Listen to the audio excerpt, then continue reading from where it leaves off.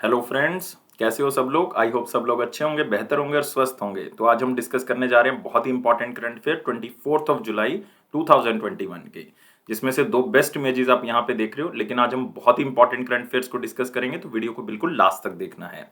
लेकिन आप हमारी एप्लीकेशन को डाउनलोड कर सकते हो, इसका लिंक जो है वो डिस्क्रिप्शन बॉक्स में दिया हुआ है।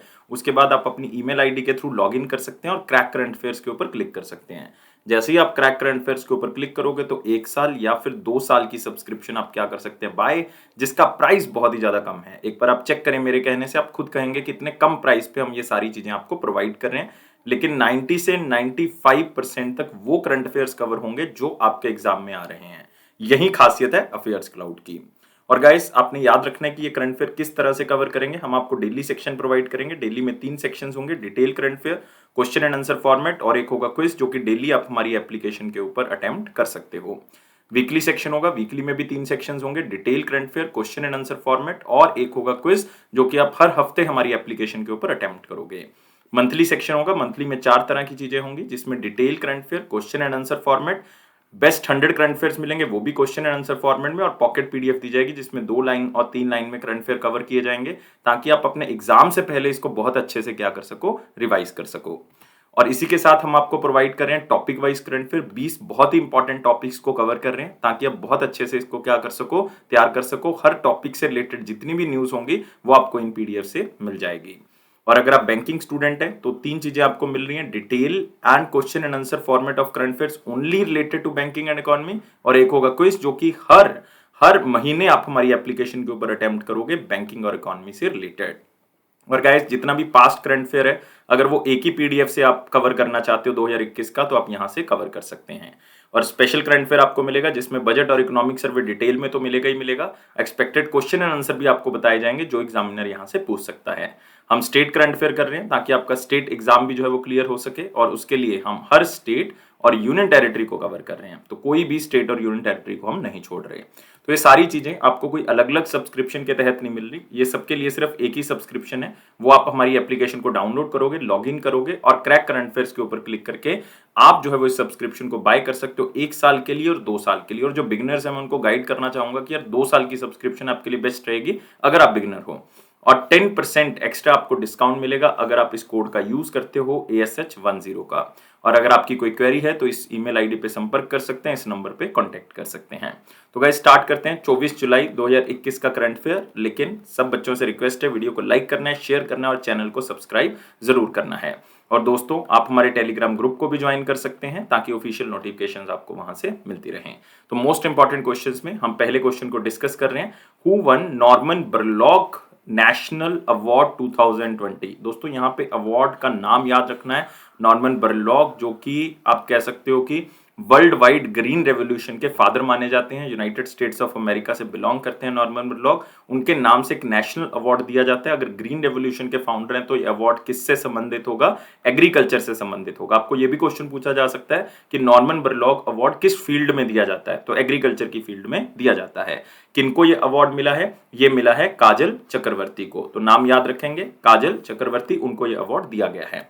तो आप यहां पे देख सकते हैं, Kajal Chakraborty wins Norman Borlaug National Award. और आपको साथ ही साथ बता दूं कि Indian Council of Agriculture and Research awards 2020 भी जो है वो दिए गए हैं। लेकिन वो आपको याद करने की जरूरत नहीं, क्योंकि वो बहुत ज्यादा है। 16 कैटेगरी, 16 कैटेगरीज के अंदर ये अवार्ड जो हमारे यूनियन मिनिस्टर ऑफ एग्रीकल्चर है उन्होंने अनाउंस किए, Indian council for agriculture award 2020 के। लेकिन वो याद करने की आपको जरूरत नहीं, क्योंकि 16 अलग अलग तरह की कैटेगरीज हैं, जिसमें 4 तरह की इंस्टीट्यूशंस हैं। एक all India coordinated research project है, 4 कृषि विज्ञान केंद्र हैं, 39 साइंटिस्ट हैं, 11 किसान हैं। तो आपको याद करने की जरूरत नहीं, सिर्फ इतना याद रखना है ये अवार्ड दिए जाते हैं।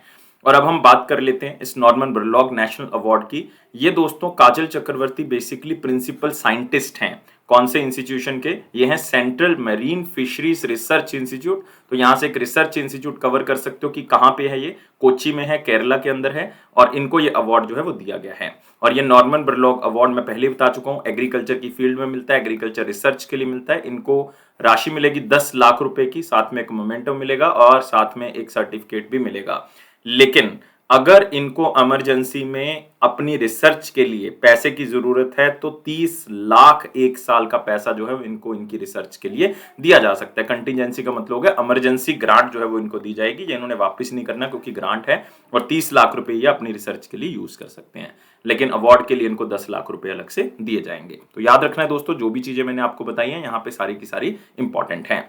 लेकिन दोस्तों आप यहाँ पे 3 ऑप्शंस और भी देख रहे हो, लाइक के शैलजा आप यहाँ पे देख रहे हो, इनको एक अवार्ड दिया गया है ओपन सोसाइटी अवार्ड। याद रखना है कौन सा, ओपन सोसाइटी प्राइज 2021 का इनको दिया गया है। और ये इनकी कॉन्ट्रीब्यूशंस के लिए, पब्लिक हेल्थ के लिए, क्योंकि ये केरला की फॉर्मर हेल्थ मिनिस्टर रह चुकी हैं। तो ये अवार्ड किसकी तरफ से दिया गया, सेंट्रल यूरोपियन यूनिवर्सिटी की तरफ से दिया गया, ये उनका हाईएस्ट प्राइज है। पी साईनाथ नाम याद रखना है, इनको जापान का एक ग्रैंड प्राइज दिया गया जिसका नाम क्या है, फुकुओका। तो याद रखोगे फुकुओका प्राइज 2021 जो कि जापान की तरफ से दिया गया। श्यामला गणेश, इनको रिसेंटली जापान की तरफ से एक अपना one of the highest award दिया गया जिसका नाम है order of rising sun. Order of rising sun award इनको मिला है और यह जापान की गवर्नमेंट की तरफ से दिया गया है। तो याद रखना है दोस्तों, जितनी भी चीजें मैंने आपको बताई हैं ऑप्शंस आपने याद रखनी है। अगले क्वेश्चन के ऊपर बढ़ेंगे। Who is appointed as managing director of HCL technologies. तो यहां पे इंपॉर्टेंट हमारे पास क्या है, HCL टेक्नोलॉजीज, क्योंकि रिसेंटली जो शिव नडार हैं, जो कि आप कह सकते हो HCL टेक्नोलॉजीज के फाउंडर भी हैं और मैनेजिंग डायरेक्टर भी रहे हैं, तो उन्होंने रिजाइन कर दिया है। तो अब उनकी जगह मैनेजिंग डायरेक्टर जो है वो किसी और को लगाया गया है। ऑलरेडी वो बंदा जो है वो HCL टेक्नोलॉजी का प्रेसिडेंट भी है और चीफ एग्जीक्यूटिव ऑफिसर भी है, तो उनको साथ में MD का जो रैंक है वो भी दे दिया गया है। और वो बंदा कौन है, C विजय कुमार। तो याद रखेंगे शिव नडार जी तो मतलब रिजाइन कर चुके हैं, तो आपको पूछा जा सकता है किसने रिजाइन किया है, क्योंकि फाउंडर थे तो एज सच इंपॉर्टेंट है। रोशनी नडार उनकी बेटी है, ये HCL टेक्नोलॉजी की चेयरपर्सन है, लेकिन आपने याद रखना है कि C विजय कुमार ने जो एज ए मैनेजिंग डायरेक्टर का पद जो है वो संभाला है। तो आप यहाँ पे देख सकते हो C Vijay Kumar appointed as CEO and MD of HCL technologies. Shiv Nadar steps down as HCL technologies managing. अब आपने याद रखना, पहले ये केवल CEO थे, अब साथ में मैनेजिंग डायरेक्टर भी बन चुके हैं।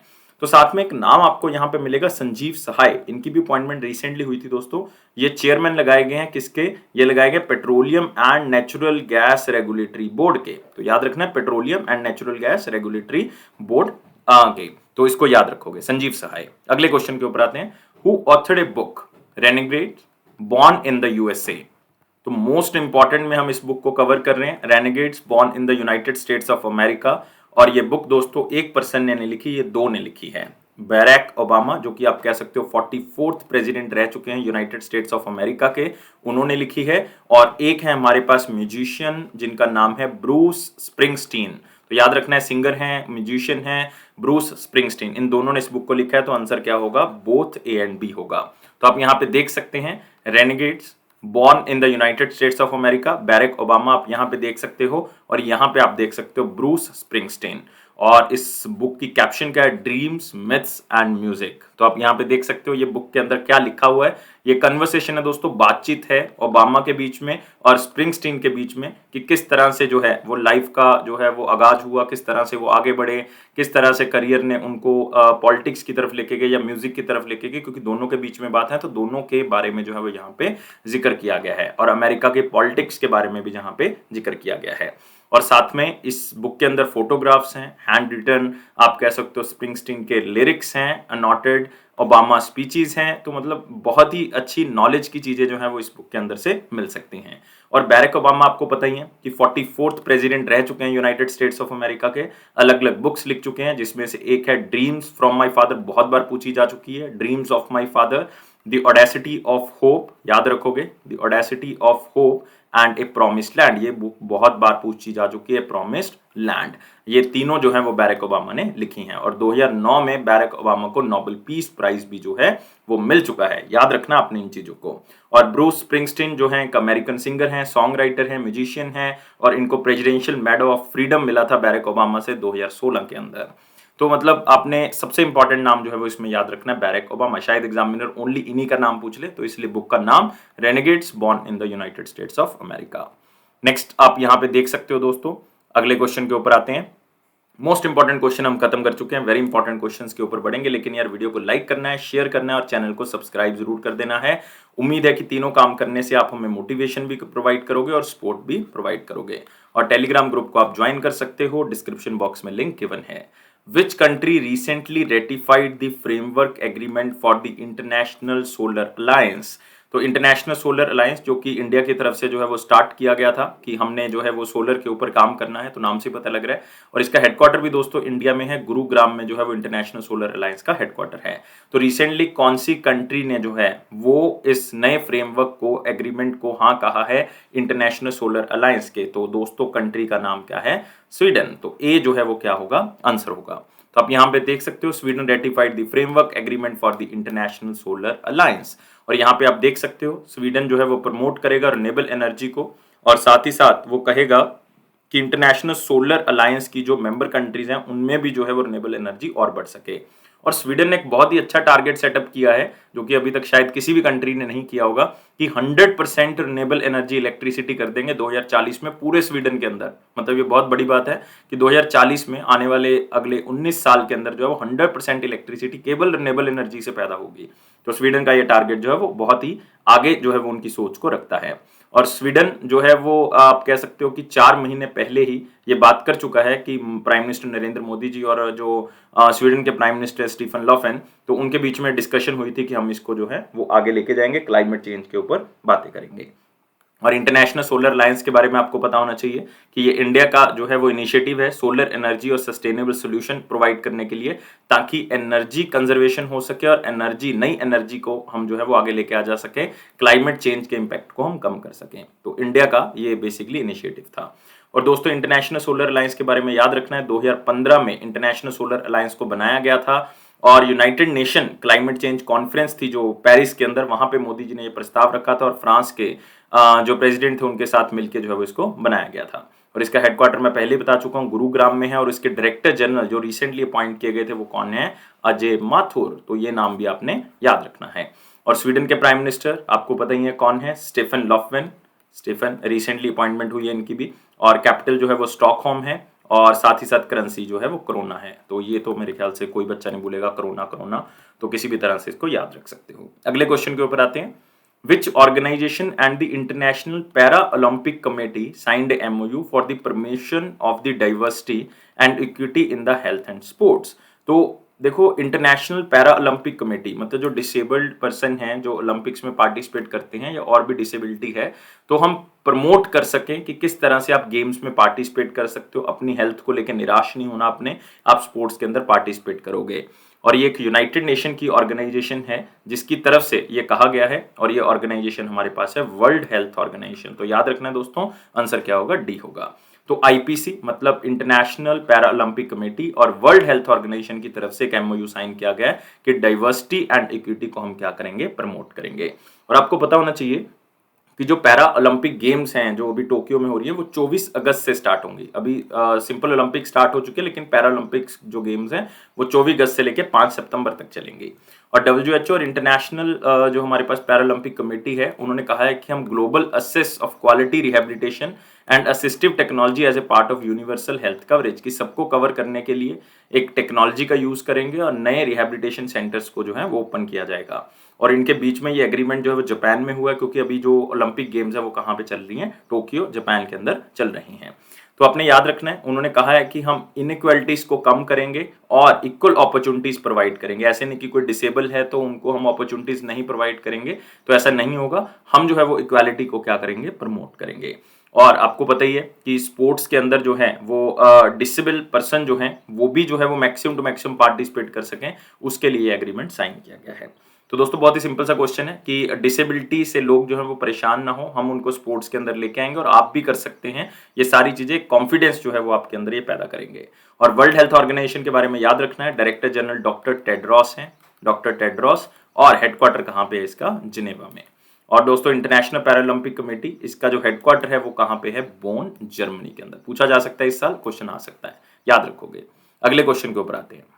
Which bank signed MOU with IIT Guwahati, मतलब हम यहाँ पे फोकस कर रहे हैं आईआईटी गुवाहाटी मतलब असम की बात कर रहे हैं, और यहाँ पे हम बात कर रहे हैं नॉर्थ ईस्टर्न स्टेट्स की, फॉर फाइनेंसिंग स्टार्टअप्स। तो यहाँ से क्लियर हो रहा है कि आईआईटी गुवाहाटी से टाई अप का मतलब है कि नॉर्थ ईस्टर्न स्टेट्स में मैक्सिमम टू मैक्सिमम स्टार्टअप्स जो हैं वो खुल सकें, उसके लिए एक बैंक ने जो है वो टाई अप किया है। और वेब बैंक कौन सा है दोस्तों? Indian bank. तो आंसर क्या होगा इसका? सी होगा। तो आप यहाँ पे देख सकते हैं Indian bank signs MoU with IIT Guwahati technological incubation centre to financing startups under bank loan product of IND spring board. मतलब बैंक का ऑलरेडी एक स्टार्टअप फंड चल रहा है जिसका नाम है इंड स्प्रिंग बोर्ड, मतलब इंडिया बैंक का स्प्रिंग बोर्ड नाम से एक प्लेटफॉर्म चल रहा है, तो उसके थ्रू जो है वो ये प्रोडक्ट को फाइनेंस करेंगे।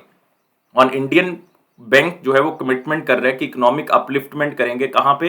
असम के अंदर, क्योंकि गुवाहाटी की बात हो रही है, और नॉर्थ ईस्ट इंडिया के अंदर। मैं पहले बता चुका हूं किसकी बात हो रही है, नॉर्थ ईस्टर्न एरिया की बात हो रही है। और इसके तहत जो है वो एक प्रोडक्ट ऑलरेडी चल रहा है, मैं पहले बता चुका हूं, इंड स्प्रिंग बोर्ड, उसके थ्रू जो है फाइनेंस किया जाएगा स्टार्टअप्स को। मतलब जो आप कह सकते हो नॉलेज है वो आईआईटी गुवाहाटी की तरफ से प्रोवाइड की जाएगी, और फाइनेंस जो है वो इंडियन बैंक की तरफ से प्रोवाइड किया जाएगा। और आईआईटी का जो ऑलरेडी इंडियन बैंक जो है वो आईआईटी मद्रास के साथ भी जो है वो टाई अप कर चुका है इंड स्प्रिंग बोर्ड के तहत ही, कि वो 50 करोड़ की फैसिलिटी जो है प्रोवाइड करेगा स्टार्टअप्स को। तो याद रखना है आईआईटी मद्रास के साथ भी साइन हो चुका है और आईआईटी गुवाहाटी के साथ भी साइन हो चुका है। किसके लिए? स्टार्टअप्स के लिए। और कौन से बैंक का साइन हो चुका है? इंडियन बैंक का। तो दोनों क्वेश्चन आपको याद रहने चाहिए। और रिसेंट लेटेस्ट न्यूज में दोस्तों याद रखोगे, यूनियन मिनिस्टर जो एमएसएमईज के थे उस टाइम पीरियड पे, लाइक नितिन गडकरी जी, उन्होंने लॉन्च किया था इंडिया के बैंक का first of its kind flagship business mentoring programme named MSME Prerna in Maharashtra. तो आपको पूछा जा सकता है एमएसएमई प्रेरणा कहां पे स्टार्ट हुआ था? महाराष्ट्र के अंदर स्टार्ट हुआ था। और यूनियन मिनिस्टर ऑफ एमएसएमई उस टाइम पीरियड पे कौन थे? नितिन गडकरी जी थे। और दोस्तों इंडियन बैंक के बारे में याद रखना है, इंडियन बैंक जो है वो स्टैब्लिश किया गया था 1907 में, इंडिया का 7th largest public sector bank है। और इसके एमडी और सीईओ कौन है? पदमजा चुंद्रू। इसका हेडक्वार्टर कहां पे मिलेगा? चेन्नई के अंदर। और इसकी टैगलाइन क्या है? Your own bank. तो ये चीजें याद रखनी है। अगले क्वेश्चन के ऊपर, which institute developed first of it's oxygen rationing device AMLEX, मतलब इसमें जो है वो ऑक्सीजन वेस्ट नहीं हो सकती, तो उसके लिए एक नई डिवाइस बनाई गई है AMLEX, मतलब जितनी भी ऑक्सीजन चाहिए होगी वो आ जाएगी, अदरवाइज वो आपकी वापस चली जाएगी। तो राशनिंग कर देता है ये ऑक्सीजन की। तो सिर्फ नाम याद रखना है AMLEX। और ये कौन से इंस्टीट्यूट ने दोस्तों बनाया है? इसको बनाया है IIT रोपड़ की तरफ से। तो आंसर क्या होगा इसका? बी होगा। तो याद रखना है IIT रोपड़। तो रिसर्चर जो IIT रोपड़ के हैं उन्होंने एक डिवाइस बनाई है AMLEX, जिसमें क्या होगा, ये ऐसी पहली डिवाइस मानी जाती है जिसमें मेडिकल ऑक्सीजन का जो फ्लो है वो रेगुलेट हो सकता है। और ऐसे नहीं कि आपने 6 पे लगा के छोड़ दिया तो 6 ही जाएगी, ऐसा नहीं होगा कि इंसान को 4 की जरूरत है, 4 चाहिए और आपने 6 लगा दिए तो 2 जो है वो वेस्ट हो जाएगी। तो यहाँ पे जो है वो यहाँ पे कवर कर लिया जाएगा। और इसको सिलेंडर के साथ अटैच किया जा सकता है, ऑक्सीजन सिलेंडर के साथ, जब इसको इनहेल किया जाता है, या इसको छोड़ा जाता है या फिर खींचा जाता है पेशेंट के द्वारा। इससे क्या होगा, जो ऑक्सीजन की वेस्टेज है वो अपने आप क्या हो जाएगी? कम हो जाएगी। और ये पोर्टेबल पावर सप्लाई के ऊपर भी काम कर सकता है, मतलब अगर लाइट नहीं भी है तब भी ये काम कर सकता है।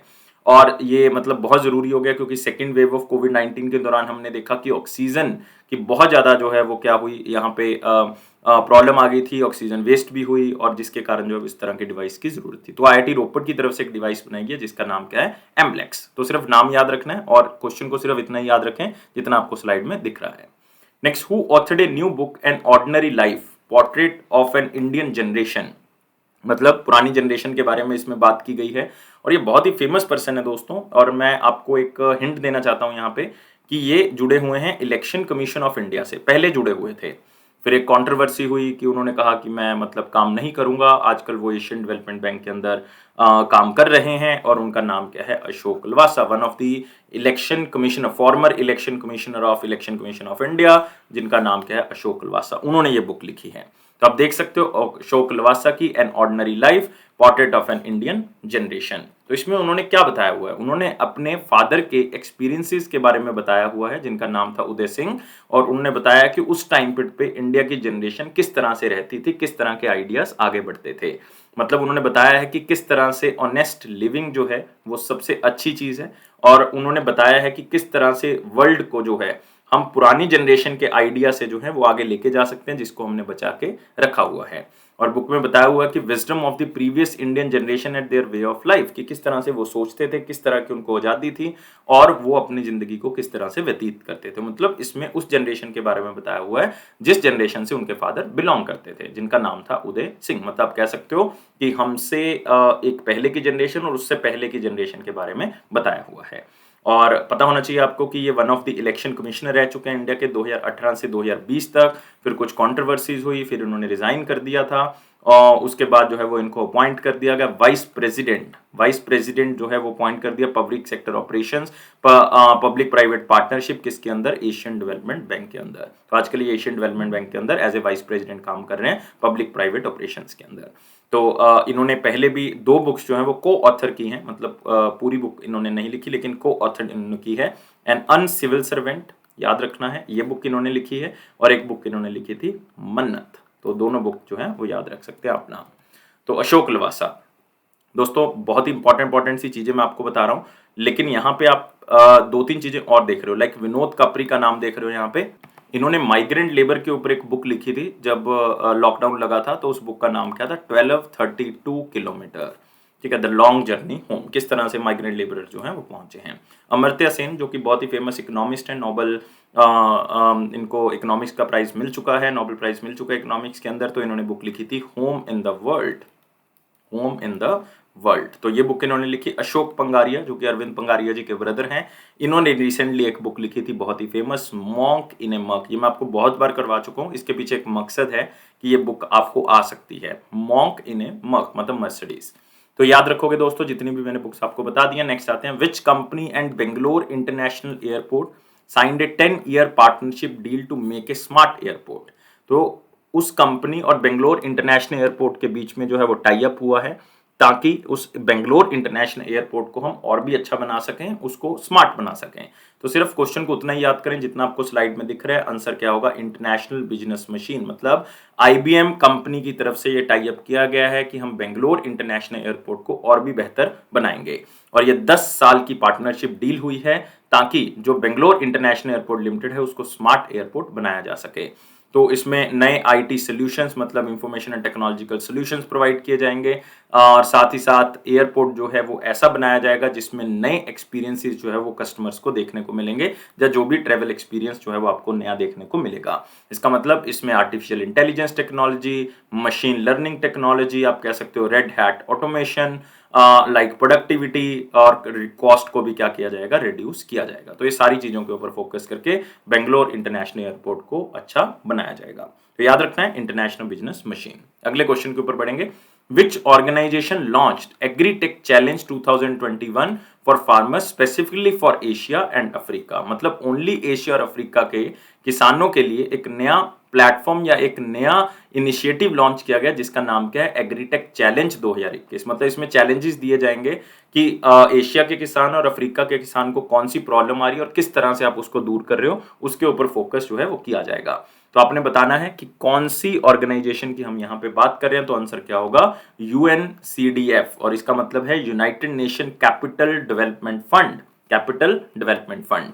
तो आप देख सकते हो इन्होंने बहुत सी ऑर्गेनाइजेशंस के साथ टाई अप किया है। इन्होंने नीति योग का अटल इनोवेशन मिशन है उसके साथ टाई अप किया है, रेबो फाउंडेशन के साथ, और इन्होंने bill and Melinda Gates foundation के साथ टाई अप किया, और भी बहुत सी ऑर्गेनाइजेशन के साथ इन्होंने टाई अप किया है, ताकि जो छोटे फार्मर्स हैं जो एशिया और अफ्रीका के अंदर रह रहे हैं उनको जो प्रॉब्लम्स आ रही हैं इस चैलेंज के थ्रू दूर करवाया जा सके। और ये प्रोग्राम जो है वो एप्लीकेशंस जो है वो मांगेगा स्टार्टअप से, जो भी मतलब इसमें पार्टिसिपेट करना चाहती हैं, और देखेगा कि कौन से सॉल्यूशंस वो बता रहे हैं कि जो छोटे फार्मर्स हैं वो कंट्री की प्रॉब्लम्स जो चल रही हैं फार्मर्स को लेके उसको दूर किया जा सके। तो ऐसे स्टार्टअप्स जो हैं चुने जाएंगे, और इसका मेन मकसद यही है कि जो 7 कंट्री सिलेक्ट की गई हैं एशिया और अफ्रीका में से उसके ऊपर फोकस किया जा सके। जैसे कि मैं आपको बता देता हूँ कि अफ्रीका के अंदर इन्होंने कीनिया को सिलेक्ट किया है, मालावी को सिलेक्ट किया है, युगांडा को और जाम्बिया को सिलेक्ट किया है। और एशिया के अंदर स्पेशली इंडिया आ गया इसके अंदर, इंडोनेशिया आ गया और मलेशिया आ गया। ये 7 कंट्रीज को इन्होंने दोनों कॉन्टिनेंट्स में से सिलेक्ट किया है और इसमें से 20 एप्लीकेंट जो है वो चुने जाएंगे, जितनी भी इनके पास एप्लीकेशंस आएंगी जो इस प्रोग्राम के अंदर क्या करेंगे, पार्टिसिपेट करेंगे। और कौन कौन से चैलेंजेस के ऊपर फोकस किया जाएगा कि लो प्रोडक्टिविटी है इसको कैसे बढ़ाया जा सके, मतलब नई टेक्नोलॉजी और इनोवेशन करके कैसे बढ़ाया जा सकता है। क्लाइमेट रिस्क है, मानसून के ऊपर डिपेंडेंट है किसान, तो किस तरह से क्लाइमेट चेंज या नेचुरल हजार्ड या रिस्क को कम कर सकते हैं हम। और इनएफिशिएंट सप्लाई चेन्स, तो उसको किस तरह से अच्छा किया जा सकता है, वेस्टेज को कम किया जा सकता है, इसके ऊपर फोकस किया जाएगा। इन चैलेंजेस को अच्छे से किया जाएगा। और पार्टिसिपेंट जो एग्रीटेक चैलेंजेस के होंगे उनको इंडस्ट्री, मार्केट लिंकेजेस, इन्वेस्टर दिए जाएंगे, मेंटरशिप प्रोवाइड की जाएगी। अगर वो आगे बढ़ते हैं तो ये सारी चीजें सरकार की तरफ से दी जाएंगी, मतलब United nation capital development fund और इन ऑर्गेनाइजेशन जिनके साथ टाई अप हुआ था उनके साथ इनको मिलाया जाएगा।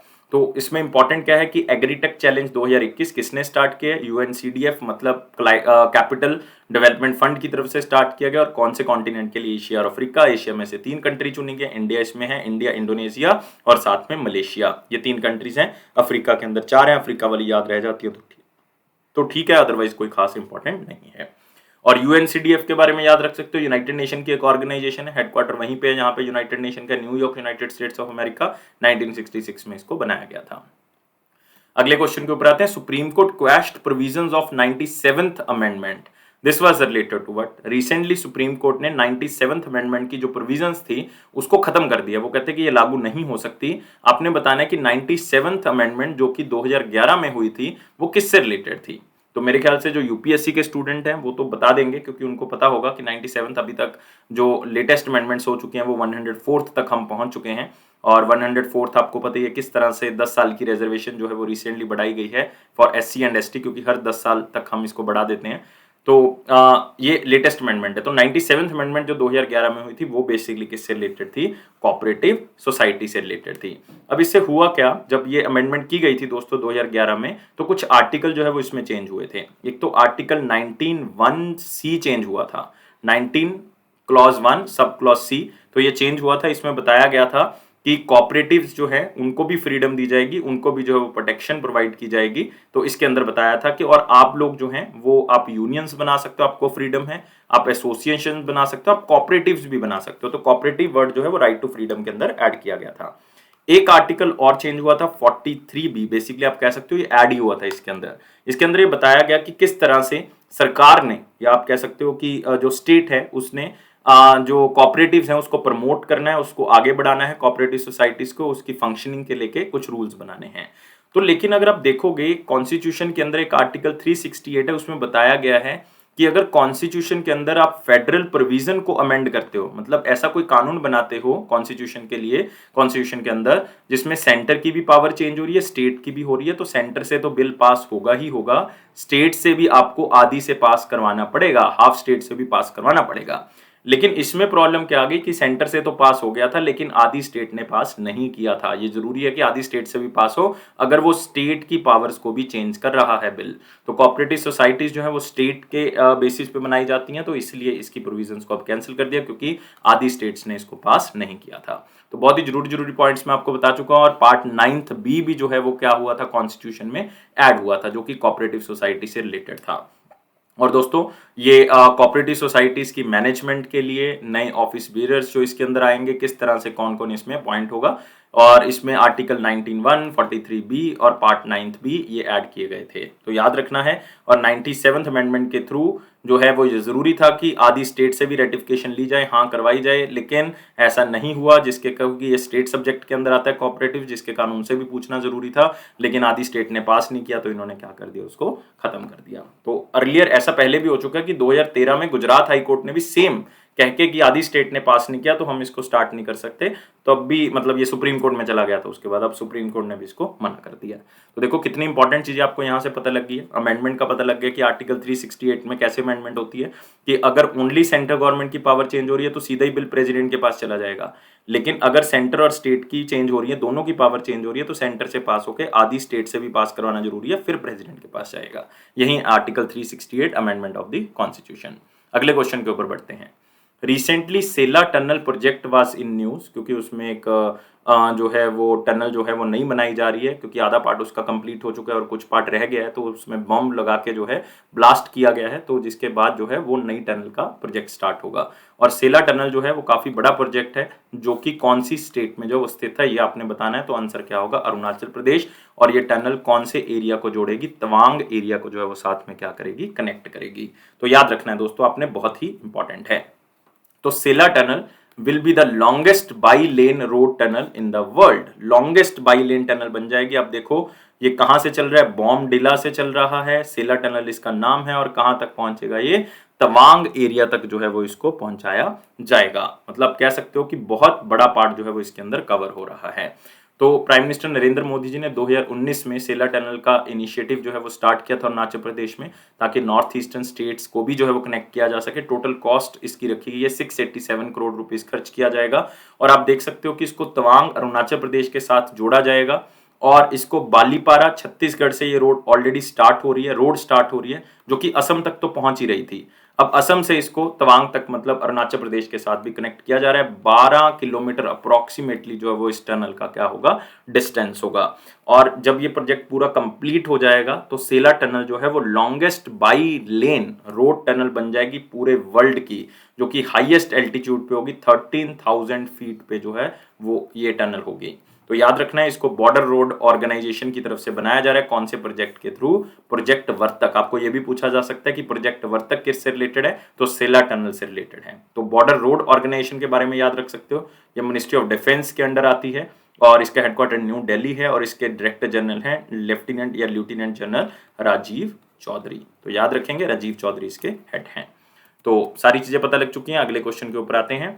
भागीरथी अम्मा the oldest learner of which state passed away. तो दोस्तों याद रखना है, इंपॉर्टेंट नाम है। प्राइम मिनिस्टर मोदी जी ने भी इनको सम्मानित किया था। और ये कौन सी स्टेट से बिलोंग करती हैं ये आपने बताना है। ये बिलोंग करती हैं केरला से। याद रखना है, आंसर क्या होगा इसका? सी होगा। तो आप देख सकते हो 107 साल की ये महिला, जिनका नाम है भागीरथी अम्मा, जो कि केरला की ओल्डेस्ट लर्नर थी। और उन्होंने 4th स्टैंडर्ड जो है वो एग्जाम क्लियर किया था 105 साल की उम्र में। मतलब कह सकते हो कि उनके अंदर जानने की इच्छा और आगे बढ़ने की इच्छा। तो मतलब कह सकते हो इनको नारी शक्ति पुरस्कार इसलिए सम्मानित किया गया था सेंट्रल गवर्नमेंट की तरफ से, क्योंकि इन्होंने वुमेन एम्पावरमेंट के लिए बहुत काम किया। और खुद देखो 105 साल की उम्र में कोई सोच भी नहीं सकता कि मैं चौथी के एग्जाम दूंगा। तो उसने कहना कि यार एज चली गई, क्या करना है ना बढ़ के, लेकिन जानने की इच्छा सिर्फ यही है जो आपको आगे लेके जा सकती है। और प्राइम मिनिस्टर जो हमारे मोदी जी हैं, उन्होंने 2019 में उन्होंने केरला स्टेट लिटरेसी मिशन के लिए जो काम किए हैं उसको भी इम्प्रूव किया है। तो मतलब उसके लिए भी उनको बधाई दी थी। तो मतलब याद रखना है, क्योंकि प्राइम मिनिस्टर मोदी जी भी इसमें इन्वॉल्व हैं, बहुत बार इनको सम्मानित कर चुके हैं, नारी शक्ति पुरस्कार मिल चुका है। केरला में लिटरेसी रेट को हाई करने में बहुत बड़ा योगदान है। तो भागीरथी अम्मा केरला से बिलोंग करती हैं। तो केरला में दोस्तों याद रखना बहुत इंपॉर्टेंट नेशनल पार्क है। साइलेंट वैली नेशनल पार्क मिल जाएगा, यहाँ पे आपको इरेविकुलम नेशनल पार्क मिल जाएगा, Eravikulam national park. Periyar national park मिल जाएगा, जो कि एक रिवर का नाम है, पेरियार नेशनल पार्क। यहीं पे आपको मिलेगा Anamudi national park, Anamudi national park. तो ये सारे के सारे कहां पे मिलेंगे? केरला के अंदर। अगले क्वेश्चन के ऊपर आते हैं। Cabinet approval. रिसेंटली कैबिनेट्स ने कुछ अप्रूवल्स दी हैं, एक बार देख लेते हैं कौन कौन सी अप्रूवल उन्होंने दी है। तो यहाँ पे देखो, सबसे पहले एक मल्टीपर्पज इंफ्रास्ट्रक्चर डेवलपमेंट कॉर्पोरेशन बनाई जाएगी। कहां पे? लद्दाख के अंदर। लद्दाख के अंदर इसको बनाया जाएगा। ये पहली बार होगा कि एक integrated multipurpose infrastructure development corporation centre बनाया जाएगा यूनियन टेरिटरी ऑफ लद्दाख के अंदर। और इसमें क्या होगा? इसकी कंस्ट्रक्शन जो एजेंसी होगी वो लद्दाख इंफ्रास्ट्रक्चर एंड, इससे क्या होगा कि एम्प्लॉयमेंट जो जनरेट होगी और खास आप कह सकते हो इंडस्ट्री, टूरिज्म और ट्रांसपोर्टेशन भी क्या होगा? इंक्रीज होगा। तो सिर्फ एक याद रखना है कि इंफ्रास्ट्रक्चर डेवलपमेंट कॉर्पोरेशन बनाएगी लद्दाख के लिए। प्रोडक्शन लिंक्ड इंसेंटिव स्कीम जो है वो स्टील के लिए भी जो है वो क्या कर दी गई है? स्टार्ट कर दी गई है। तो इससे क्या होगा कि जो स्टील से जुड़ी हुई इंडस्ट्रीज हैं उनको और लाभ मिलेगा, क्योंकि कैबिनेट ने ऑलरेडी अप्रूव कर दिया है कि स्टील से लेके हम जो है वो इंपोर्ट और एक्सपोर्ट्स में क्या प्रोवाइड कर रहे हैं? इंसेंटिव्स प्रोवाइड कर रहे हैं। तो मतलब इसमें आपको जो है वो बेनिफिट मिल सकता है। 100% एफडीआई जो पब्लिक सेक्टर रिफाइनरीज के अंदर कर दी गई है। 49% थी एफडीए पहले पब्लिक सेक्टर रिफाइनरीज के अंदर, लेकिन अब जो है वो क्या कर दी गई, 100% कर दी गई है पब्लिक सेक्टर के अंदर। प्राइवेट सेक्टर के अंदर ऑलरेडी 100% थी, लेकिन पब्लिक सेक्टर के अंदर भी अब 100% होगी। याद रखना है, ये क्वेश्चन थोड़ा सा और भी इंपॉर्टेंट है। और रिसेंटली आपको पता होना चाहिए, भारत पेट्रोलियम कॉर्पोरेशन लिमिटेड को जो है वो सरकार जो है वो प्राइवेट करने की और लगी हुई है, और 52.98% मतलब ऑलमोस्ट 53% शेयर जो है वो सरकार क्या करेगी, सेल करेगी। क्योंकि सरकार का टारगेट है कि 1.75 लाख करोड़ जो है वो हमने कहां से लेके आना है, डिसइन्वेस्टमेंट से लेके आना है। तो ये बहुत जरूरी है कि यहां से पैसा जो है वो आ जाएगा। नेक्स्ट आते हैं दोस्तों अगले क्वेश्चन के ऊपर, इंपॉर्टेंट क्वेश्चंस के ऊपर, लेकिन उससे पहले आपने देख लो कुछ और इसके अंदर जो है वो पेंडिंग ना रह जाए। नहीं, सब हो चुका है। अगले क्वेश्चन के ऊपर आते हैं। Most important question, very important questions cover कर चुके हैं। लाइक करना है वीडियो को, शेयर करना है चैनल को, और साथ ही साथ जो है वो चैनल को सब्सक्राइब कर लेना है। इन 3 चीजों से आप हमें मोटिवेशन प्लस आप हमें सपोर्ट प्रोवाइड करोगे। और दोस्तों इंपॉर्टेंट क्वेश्चंस में पहले क्वेश्चन को डिस्कस करेंगे, who represented India in G20 environmental ministers meeting. मैं इसलिए ये क्वेश्चन को कवर कर रहा हूँ, क्वेश्चन बहुत सिंपल है। G20 की अध्यक्षता कौन कर रहा है इस साल, इटली कर रहा है। G7 की अध्यक्षता कौन कर रहा है, यूनाइटेड किंगडम कर रहा है। मतलब आप कह सकते हो लंदन में हो रही है इनकी मीटिंग्स। ब्रिक्स कौन चेयर कर रहा है, इंडिया चेयर कर रहा है, याद रखना है। United nation climate change conference कौन कर रहा है, यूनाइटेड किंगडम कर रहा है दोस्तों। तो देखो वर्ल्ड इकोनॉमिक फोरम कौन कर रहा है, सिंगापुर कर रहा है ना। ये सारे वेन्यूज आपको पता होना चाहिए, बहुत ही इंपॉर्टेंट है, जो भी मैं आपसे डिस्कस करता रहता हूँ। और एशियान की मीटिंग्स कौन चेयर कर रहा है, ब्रुनई कर रहा है ना। तो G20 ये तो एग्जामिनर पूछ सकता है आपको, बहुत ही सिंपल क्वेश्चन हो जाएगा कि कहां पे हो रही है, इटली के अंदर। बहुत ही बार हम डिस्कस कर चुके हैं। लेकिन अब बात हो रही है एनवायरमेंट मिनिस्टर, क्योंकि पहले तो प्रकाश जावड़ेकर थे, तो आपको ये कंफ्यूजन हो सकती है कि पहले का क्वेश्चन पूछ रहा है एग्जामिनर या अब का पूछ रहा है। तो पहले तो प्रकाश जावड़ेकर थे तो उन्होंने की होगी G20 की। अगर एनवायरमेंटल मिनिस्टर मीटिंग अब हुई है तो वो किसने की होगी, भूपेंद्र यादव ने की होगी। तो आंसर क्या होगा इसका, ए होगा। तो भूपेंद्र यादव ने की है, याद रखना है, फोटो देख सकते हो भूपेंद्र यादव का, G20 एनवायरमेंटल मिनिस्टर्स मीटिंग। तो बहुत ही सिंपल क्वेश्चन है। इसमें एनवायरमेंट से रिलेटेड, बायोडाइवर्सिटी को कंजर्व करने के लिए, नेचुरल रिसोर्सेज को यूज करने के लिए, सस्टेनेबल फाइनेंस हो सके, इसके लिए बात की गई है। तो मतलब कुछ याद करने की जरूरत नहीं। G20 के बारे में अगर नहीं पता आपको, 1999 में इस ऑर्गेनाइजेशन को बनाया गया था, और प्रेसिडेंसी में बता चुका हूं 3 पिलर्स के ऊपर ये काम करते हैं, पीपल, प्लैनेट एंड प्रॉस्पेरिटी। और दोस्तों याद रखना है कितनी कंट्रीज मेंबर हैं, 20 नहीं है, याद रखना है 19 कंट्रीज इसकी मेंबर हैं। एक ऑर्गेनाइजेशन मेंबर है यूरोपियन यूनियन। तो इस तरह से आपने याद रखना है। अगला आते हैं, फिर से बहुत सिंपल सा क्वेश्चन है, नहीं पूछेगा एग्जामिनर। पास एक्सरसाइज, एक पैसेज एक्सरसाइज हुई है इंडियन नेवी की और रॉयल नेवी मतलब ब्रिटेन की नेवी के बीच में, ये एक्सरसाइज हुई है। पूछ सकता है एग्जामिनर की रिसेंटली कहां पे हुई, तो याद रख सकते हो। और मैरीटाइम एक्सरसाइज का यही मतलब है दोनों कंट्रीज का, कि हम आपस में मिलकर जो है दोनों नेवीज को अच्छा बना सकें, उनका टाई अप कर सकें और उनमें बॉन्डिंग जो है वो इंक्रीज कर सके। और कहाँ पे हुई है ये, यहाँ पे क्वेश्चन अगर पूछ सकता है एग्जामिनर तो ये पूछ सकता है बे ऑफ बंगाल में हुई है। और उनकी तरफ से क्वीन एलिजाबेथ जो है वो उन्होंने पार्टिसिपेट किया है, मतलब जो शिप का नाम है उन्होंने पार्टिसिपेट किया है। नेक्स्ट आते हैं वन लाइनर इंपॉर्टेंट पॉइंट्स के ऊपर। वन लाइनर इंपॉर्टेंट में पहला पॉइंट हमारे पास क्या है, general electric Intel partner with the SCRB for fundamental research. तो बहुत ज्यादा इंपॉर्टेंट क्वेश्चन नहीं कहूंगा, लेकिन जनरल इलेक्ट्रिक और इंटेल सेपरेटली दोनों ने जो है वो एक आप कह सकते हो कि एग्रीमेंट साइन किया है science and engineering research board के साथ, science and engineering research board के साथ, ताकि वो कंपनी के इंटरेस्ट से रिलेटेड अलग अलग एरियाज में जो वो रिसर्च कर सके, जैसे कि क्लीन एनर्जी, आप कह सकते हो अफोर्डेबल हेल्थ केयर, और साथ ही साथ जो है वो क्लीन एविएशन के ऊपर काम कर सके। और इसके लिए 20 करोड़ रुपया जो है खर्च किया जाएगा। नेक्स्ट, आरबीआई की तरफ से IDFC को कह दिया गया कि वो एग्जिट कर सकते हैं as a promoter of IDFC first bank. तो 5 साल का लॉक इन पीरियड होता है, जिसके अंदर आप एज ए प्रमोटर या तो एग्जिट कर सकते हो या एक दूसरे को ज्वाइन कर सकते हो 5 साल के बाद। तो 5 साल हो चुके हैं IDFC को, तो अब वो एग्जिट कर सकता है as a promoter IDFC first bank. तो सिर्फ इतना याद रखना है, क्योंकि 5 साल का लॉक इन पीरियड होता है और वो ऑलरेडी खत्म हो चुका है 30 सितंबर 2020 को। तो अब वो या तो एग्जिट कर सकते हैं या इसको ज्वाइन कर सकते हैं। मर्ज पहले हो चुके थे, अब डी मर्जर की बात होगी। मतलब आरबीआई कह रहा है कि अब हम इसको मर्जर को रिवर्स करेंगे और एग्जिट कर सकते हैं दोनों आपस में। आरबीआई के अप्रूवल के लिए भेज दिया इसको, और आरबीआई ने कह भी दिया है। और IDFC फर्स्ट के बारे में याद रखोगे, 2018 में ये IDFC अलग था और कैपिटल अलग था, कैपिटल फर्स्ट अलग था, दोनों को मर्ज किया गया था। मैनेजिंग डायरेक्टर और CEO कौन है, वी वैद्यनाथन, और हेडक्वार्टर कहाँ पे, Mumbai. Next, max Bupa health insurance ने अपने नाम को चेंज कर लिया, नीवा बुपा कर लिया है। तो याद रखना है, max Bupa health insurance company जो है, जो कि उन्होंने अपने आप को नाम चेंज किया, नीवा बुपा हेल्थ इंश्योरेंस कंपनी कर लिया है, और अपने आप को रीब्रांड करेंगे वो नीवा बुपा के नाम से। और ब्रांड ट्रांजिशन जो है वो कंपनी की दिसंबर 2021 तक कंप्लीट हो जाएगी। और साथ में ही आपने याद रखना है एक मैग्मा ग्रुप भी है दोस्तों, बहुत इंपॉर्टेंट हो जाता है। क्यों? क्योंकि इसके रिसेंटली जो चेयरमैन अपॉइंट किए गए थे वो कौन किए गए थे? आधार पूनावाला। ठीक है, आदर पूनावाला कह सकते हो या आधार पूनावाला, जो कि सीरम इंस्टीट्यूट ऑफ इंडिया के भी हेड हैं। तो उनको जो है वो अपॉइंट किया गया था मैग्मा फाइनेंशियल कॉर्पोरेशन का चेयरमैन। और मैग्मा फाइनेंशियल कॉर्पोरेशन का नाम भी दोस्तों चेंज करके क्या कर दिया गया है? पूनावाला ग्रुप कर दिया गया है। तो ये भी क्वेश्चन आपको पूछा जा सकता है कि पूनावाला ग्रुप कौन सी कंपनी का नाम रखा गया है, या मैग्मा ग्रुप का नाम क्या बदल के रख दिया गया है। और इसके आधार पूनावाला जो है वो मैग्मा फाइनेंशियल कॉर्पोरेशन के चेयरमैन बनाए गए थे। महाराष्ट्र गवर्नर ने एक बुक को रिलीज किया जिसका नाम है कश्मीर की क्यारी में आग की लपटें आखिर कब तक। मतलब कश्मीर में जो वायलेंस हो रही है वो कब तक चलेगी, और ये बुक लिखी है बीना बुदकी ने। और महाराष्ट्र के गवर्नर का यहाँ पे मैं नाम लेना चाहता हूँ भगत सिंह किशोरी जी, जो कि पहले गोवा के भी थे लेकिन अब सिर्फ महाराष्ट्र के हैं। तो उन्होंने इस बुक को रिलीज किया। आपने सिर्फ याद रखना है किसने ये बुक लिखी है, बीना बुदकी ने लिखी है। मतलब इसमें बताया गया कि आर्टिकल 370 को खत्म करने के बाद भी जो है वो किस तरह से कश्मीर में टर्बुलेंस हुई है, किस तरह से वायलेंस हुई, उसके बारे में इसमें जिक्र किया गया है। आईएनएस तबर ने जो है वो मैरीटाइम एक्सरसाइज कंडक्ट किया किसके साथ? फ्रेंच नेवी के साथ, on the bay of Biscay. तो मतलब बहुत ज्यादा इंपॉर्टेंट नहीं कहूंगा, सिर्फ इतना याद रखना है कि आईएनएस तबर जो है वो गया हुआ है, वो रशिया तक पहुंचेगा, रशिया में जो है वो परेड में शामिल होगा। उससे पहले वो इटली, फ्रांस, ब्रिटेन के साथ जो है एक्सरसाइजेस करते हुए जाएगा। नेशनल ब्रॉडकास्टिंग डे 2021 23 जुलाई को मनाया गया। और 23 जुलाई को 94th एनिवर्सरी मनाई गई, आप कह सकते हो ऑल इंडिया रेडियो की, जिसको पहले इंटरनेशनल ब्रॉडकास्टिंग काउंसिल भी कहा जाता था। तो मतलब आप कह सकते हो इंटरनेशनल ब्रॉडकास्टिंग कंपनी कहा जाता था।